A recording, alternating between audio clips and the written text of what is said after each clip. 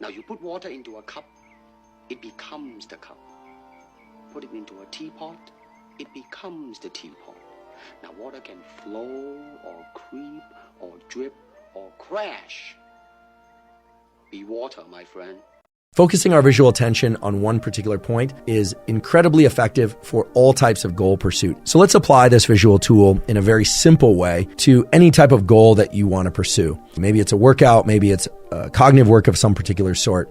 You're going to focus your visual attention on one point beyond your peripersonal space. So it could be on your computer, it could be on the wall, it could be a horizon, it could be at a distance, and you're going to focus your visual attention there. And with some effort, you're going to hold your visual attention for 30 to 60 seconds. You might blink, that's okay, but you're going to try and hold your visual attention there. So no moving your head around, no diverting your attention to other locations. Some people will find it very easy to do, other people will find it quite hard. So for people who have ADHD and focus issues and attentional issues, this can be effective. For people who don't, this can also be effective. Again, it places your brain and body into a state of readiness, and then the idea is to move into the particular actions that bring you closer to your goal. Okay? Little details. I suppose honestly that it tends to be gut feel more than anything else. So when I interview somebody, my interview question is always the same. It's just, I said, tell me the story of your life. And the decisions that you made along the way and why you made them. And then, and also tell me about some of the most difficult problems you worked on and how you solved them.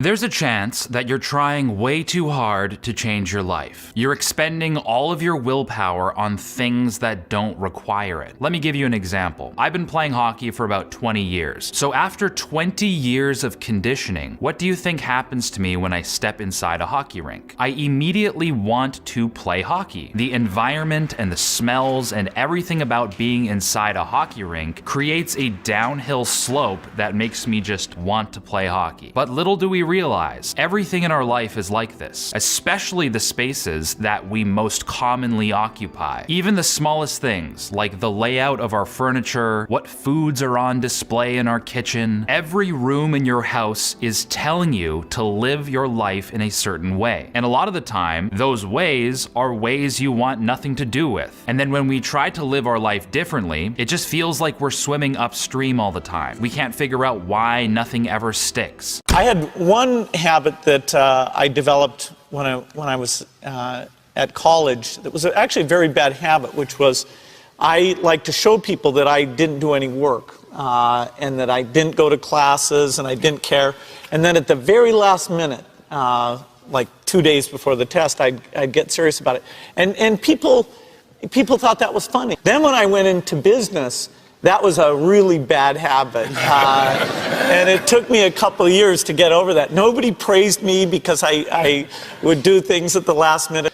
Procrastination is not a good habit. So if you're struggling to stay focused while studying, then you might want to try a technique called adventure studying. This is a concept from computer science professor Cal Newport, and it's based on the idea that our brain craves novelty. Normally, studying in your room or in your library is pretty boring, but if you can find a way to incorporate a sense of adventure into your work, you'll automatically become more productive and you'll even enjoy the process a little bit more. For example, you might try taking a walk to the local coffee shop and working from there, or maybe even heading outdoors and studying under a tree or something. If you've got a free weekend coming up, take a road trip with friends to a cottage and study together from there. It's really all about finding ways to enjoy the journey, because when we're having fun, productivity takes care of itself. Weren't you ever depressed? You ever get down? Come on. I mean, you know, where you just get down? You know, emotionally depressed, feeling sad, blue. I'm thinking, seriously, I don't. I don't know if you are either. Well, see, You'll never need a shrink, will you? If you're deeply religious, or if you truly believe in a God, then you don't really grieve or fear too much about too much stuff. Mm-hmm. I've never been down.